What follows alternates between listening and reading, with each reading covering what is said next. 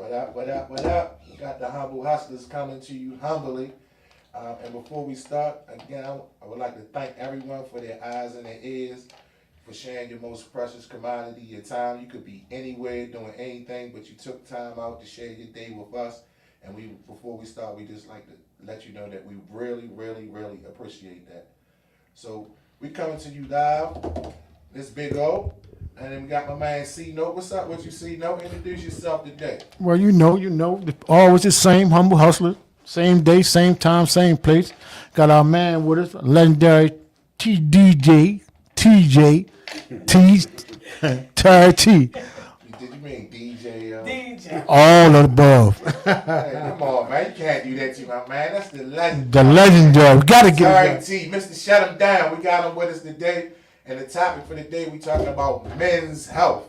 And we specifically brought our guy on here with us because all three of us, as we age, we dealing with different issues in our lives as men, our health. And we just wanted to share our story, our path, and be a warning sign and some help for every listening ear and every eyes that's watching. See, dope? Well, because mental health is a big issue, along with man's health. Them two together go in conjunction with each other. So today we got let him tell you how I start about it and what it is, because he's the main topic of the day about man's health. So What's up, y'all? Again, yep, it's me, Mr. Shut 'Em Down, legendary, whatever you want to call it. But in reference to my health, speaking about prostate cancer, I was diagnosed with prostate cancer, and when I first heard just the name cancer, it kind of like took me mentally like for a loop, because nobody want to be tagged with that. And the more I started educating myself on this thing called cancer, prostate cancer, my fear stuff started to like subside. I started to get a little bit more educated on it, and what I came to learn is, first and foremost, as I sit here right now with y'all, I had no symptoms. I mean, I feel perfectly normal, like normal. So hold on before you go any further. How did you find out then? Just through routine doctor follow-ups and stuff like That's that. the important thing. And my father has been diagnosed with prostate cancer, and it's in remission. So one day he just told me, the next time you go to doctors, tell the doctor check your PSA. Mm-hmm. And that's a test. yes, that's through lab work, through blood work. Okay, I think that's the prostate screening antigen test. Yeah, yeah, and told you that boy was smart. yeah, he is. He show it sometimes. Every once in a while. He pull through. Yeah, so Ty, we brought you on to share your personal story, and Clark and I, we got personal stories, health issues that we're dealing with as well. Mm-hmm. But we happy that you came on for a person with the spotlight that you have, and to see throwing the events that you have. You'll be able to reach far more people than Clark and myself, even with us combined in regards to mental health. So we talked about how you found out that you got diagnosed. It was just through a regular routine checkup. Mm-hmm. Dad. So you did some family history because Dad had cancer. Yeah. And we all know that if we have it in our family line, it doesn't mean that we automatically going to get it, but we're more apt or more Right. a chance of getting it. Right. So, what were some of the fears? All right, so Dad told you get it checked because he had it. It's in remission. You got the PSA test done, Mm-hmm. and you found out the doctor came to talk to you. He came with the big C word. You got cancer, prostate cancer. So, describe some of your fears and your feelings when the doctor gave you that particular diagnosis. Oh man, instantly I died. Like right then and there, boom, I was dead. But my main fear is my 5-year-old little boy, you know, because I know I want to see him, be raised properly, and there's no one who could better raise him than myself, with my past lived experiences. Mm-hmm.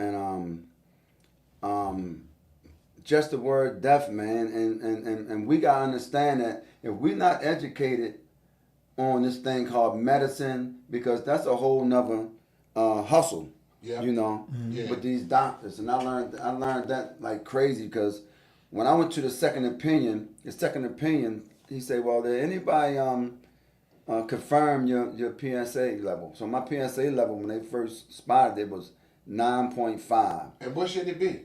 It should be below 4.0. So Wow. you was like double, almost triple. You was Wow. moving towards Yep. tripling. Okay. Yep. And my first doctor, he instantly was like, surgery. So when I went to get the second opinion, the doctor, he like, well, anybody confirm the 9.5? So I say no. So he said, let's start there. So when I went back and got that tested, it was regular. So it was 4 below. 1 point something. God, okay. Right? Right.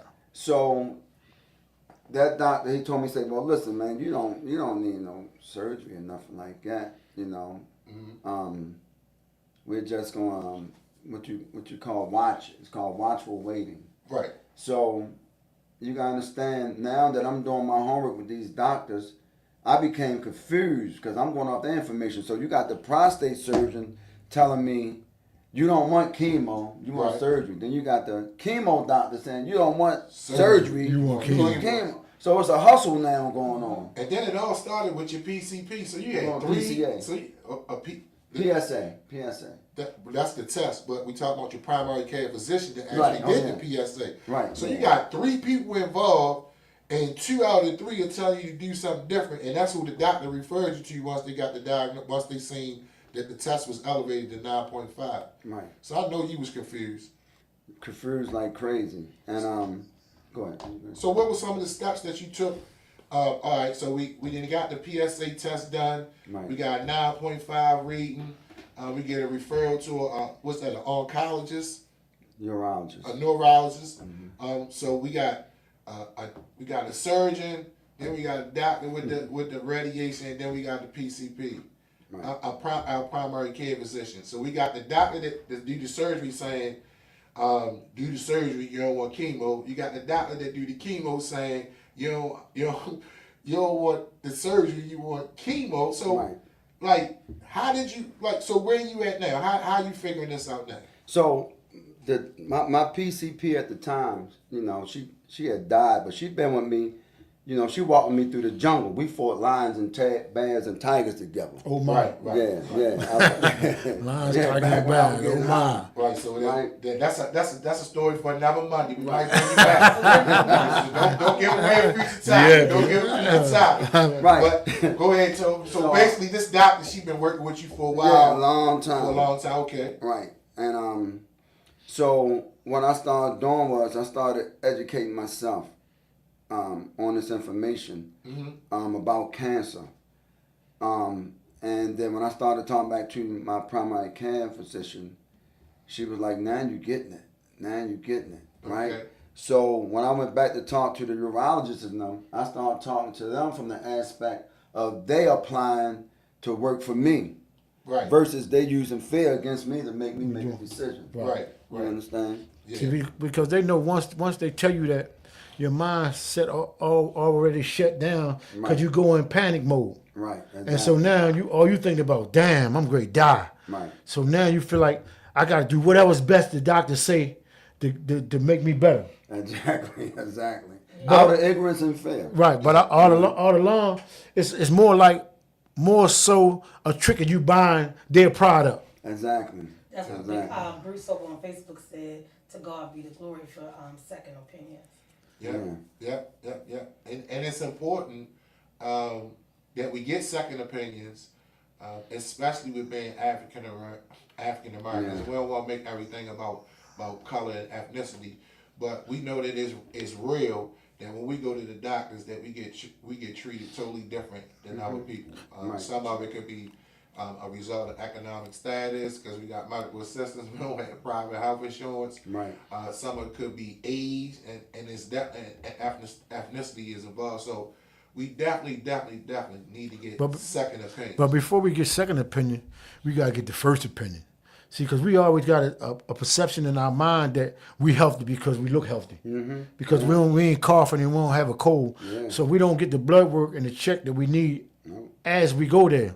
So a lot of people don't even go get a checkup. Yeah. They say, I'm cool, I'm healthy because ain't nothing bothering me. And so us getting up in age, we got to get a checkup first.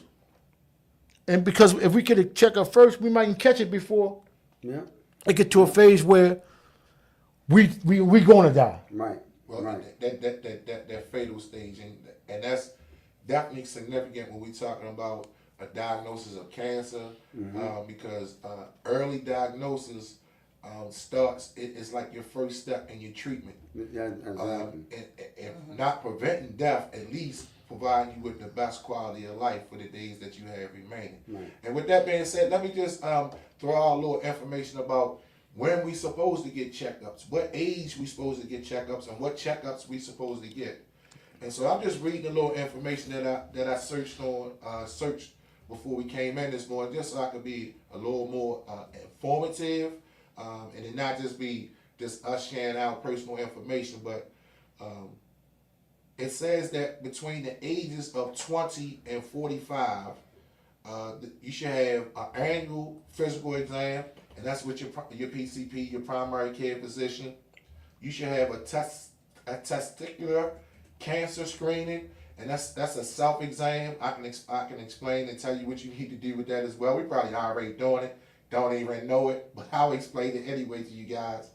And then we need a cholesterol test. The cholesterol test need to be taken at the age of 35. And when we get our cholesterol tested, we actually testing two things.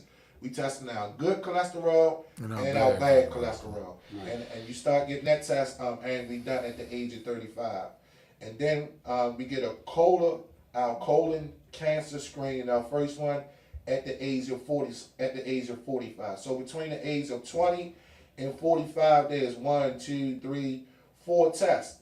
And as we grow in age, the number of tests that we need to take to be able to have an early warning or early signs of any particular things that's happening with us that we don't know about, the tests increase as well. So, you guys, what you had a physical exam this year, C-Note? Yeah, I go get a physical every 6 months. And it seems like more than that because I'm conscious of my family history. I'm conscious of the cancer that was in my family history. So I stayed going to the medical clinic. And a lot of people are like, man, you going to the clinic again? Yeah, I'm trying to live. So I laugh and joke, but it's a serious epidemic with us not getting checked.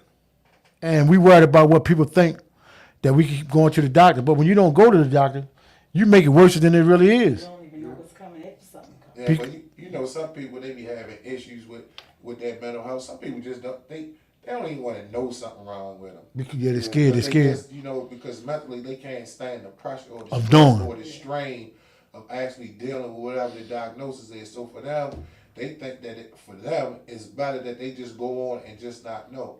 But if you say that you get your physical exams, at least you see your PCP at least every 6 months. So how has that benefited you?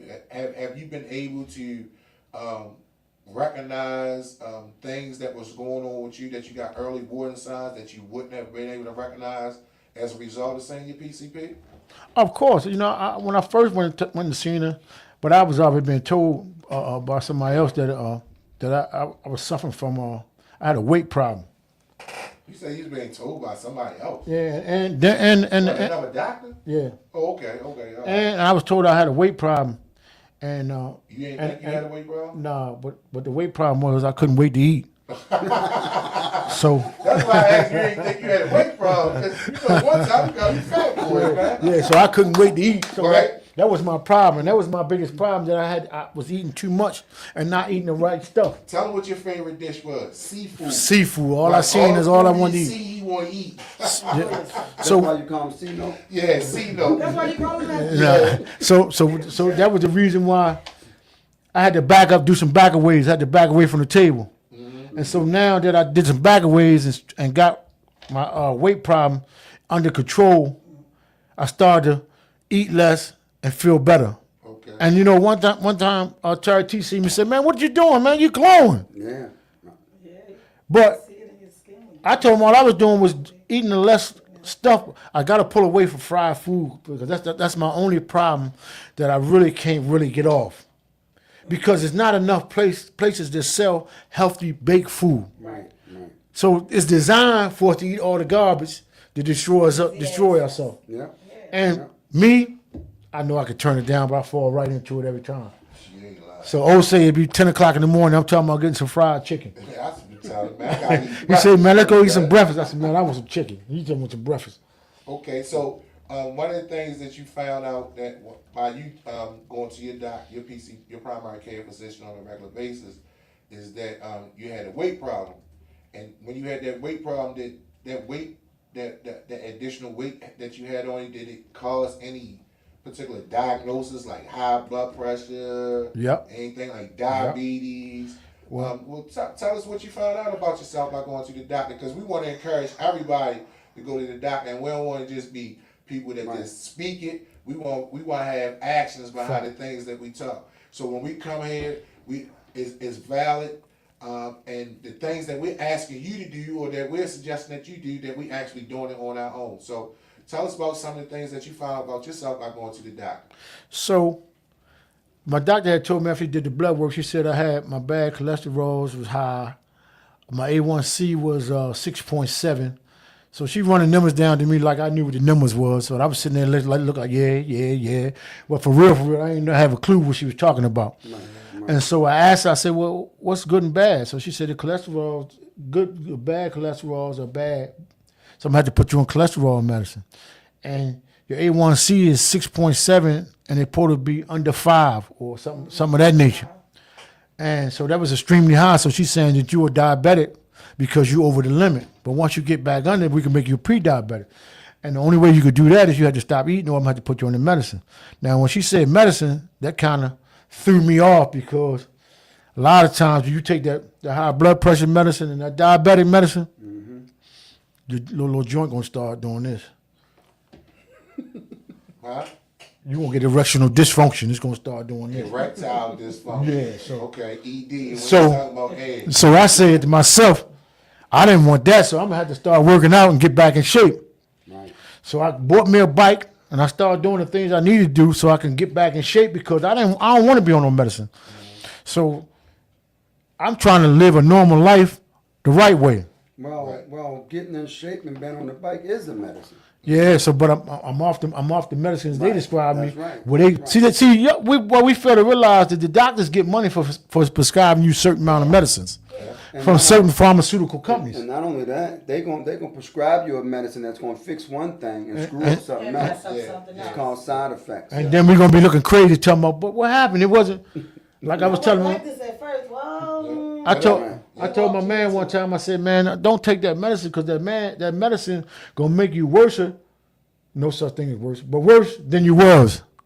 Because what happens is you take that medicine thinking it's curing one thing, and it puts you in another mood and a different mindset. And now you lay down and just eat." He went from 240 to 300. As soon as he got off the medicine, now he's back to 230. I said, you see the difference? But sometimes you think to listen to a European or somebody that got some PhDs or something of that nature. Yeah, more. Sometimes it be the black doctors. No. But this guy here, this guy here, particularly, you know, if a white person tell him something, he gonna believe it. And man, you tell him what he said. He ain't gonna pay us no attention. That's true. But you know, we try to stay away from trying to with the race stigma, because then it detracts from the message. No, I'm not using that as race. Some people look at it as a superiority over a superiority knowledge over regular knowledge. It's a misconception, but I'm not throwing it as a black and white issue. But some people has been raised to a extent that where if certain people say it, they believe it. All right, we're getting a little off topic, but that's good well, the thing information. is, excuse me, I don't mean to jump in so loudly. Is Moni P your cousin? Yeah. She was We don't want to keep saying our family on there. They go people and think only our Because family watching this. because if they're being specific, I just No, I'm want to just say, joking. I'm just she said she messing see you on the exercise bike. you know, your wife could be watching, and I say, this little chick over here talking about one of y'all riding the bike. Who's riding the bike with? So I'm being. You being This messy. man is the worst. I swear. to Is God. He is the worst. Anyway, she said you doing the exercise. You doing the exercise, right? Yep. Yeah. Also, she said she is a 9-year cancer survivor. She is. Breast cancer. Stage 3 breast cancer. Wow. I was about to make a point about the doctors. So it's not really like saying that it's a black and white issue. It's more so speaking on what I know. So I can speak from my black point of view in my black community. I don't, I'm not saying I'm differentiating them, but we do have like our elders who are older than us probably look at a different race of people thinking that they are more educated and they know they telling them the right thing and this is the right way to go. So this is a good time to open that door, I'm thinking, because So a lot of people have stigmas with people that have things beside their names like PhD or doctor or whatever, or they believe whatever they say, they take it to be true. yeah, But by you not having nothing by your name, you may not know nothing right, according to them. right. But you may know more than the person that has something by his name. A lot of times that's true. And I can say that about him. I mean, he don't got nothing about his name, but I know he know a lot more than. I was just going to make that You- point. you see him- Because you'll look at me on how I'm dressed or look at the color of my skin, but like Oscar would, I'm not saying that how he dressed. I hate to give him his props for the record. But anyway. Right, because I hate to be nice. Yeah, I hate, really but I got it. There's nothing about this guy you won't give him no props. But I got you. You got to give it to him. This man is so like intelligent. He can spit you the numbers and the dynamics on mental health, body health. Like he's Right. very well educated. So Right. it's just like letting people know. I can look at you and say, do he look like he be on the porch all day? Or can he mentally help me? Right. And if he start talking, you realize, like, wow, he can mentally help me. Like, so, Yes, he can. So that's just the point. We're not trying to be on here telling nobody, black or white. We just saying, give everybody a chance. See, that's why I hang with him, because he's so smart. People might start thinking I'm smart. So then you talk They first. say birds of a feather flock together. Well, with that being said, just a little bit off topic, I'm gonna just go ahead and drop you that gem. They say if you the smartest man in the room, you in the wrong room, man. We're not saying you're the smartest. No, We just no, give you no, the- no. for having a little Now see, bit. now see. See, we Now can't see, we now can't see. all nothing. No, but I'm saying I'm with him. I'm saying if I'm the smartest man in the room, I'm in the wrong room. So the Yeah. same way that he look at me in regards to me impart information on him, I get the same information. I just get different information. That's awesome. You And know that's what? the reason why we're a good fit. Cause what I know, he don't know, and what he know, I don't know. And we don't have no problem with sharing and holding each other accountable. Let me tell you what I didn't know, what I just learned sitting here today, that I never knew that there was a good or bad cholesterol. Yeah. I just thought of like, if you got high cholesterol, it's bad, but